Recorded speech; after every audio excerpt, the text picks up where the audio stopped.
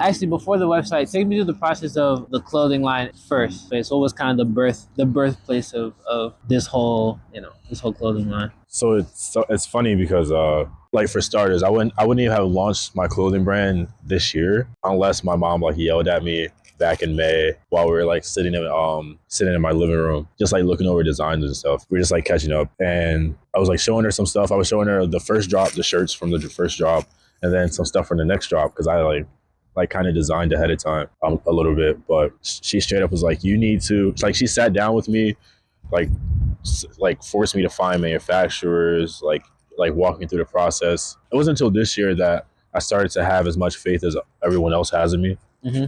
Like something she says almost every time when I show her like a design or something is she's like, yo, this is like this is gonna be big. Did you find a manufacturer yet?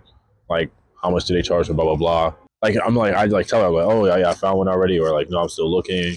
But her, like, even before I even like touched Squarespace to make a website for it, before I even thought I was gonna, before I like legit knew I was launching this year, she was like, yo, you need to get on it, which was really dope, really dope. The fashion thing in general, in terms of me being a designer, actually came from my one of my best friends ever, Courtney, soccer player. I like repost her all the time.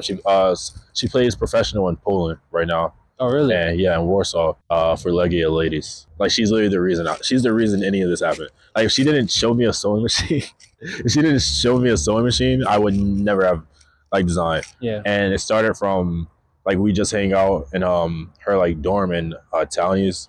Like, we just pull up, play music, and I just like watch her sew while we just like yapped or caught up. And it was just like that. We just did like sewing sessions. It was just vibes. Yeah, one time she was like, yo, you should get into, like, you should try it, blah blah blah, you know.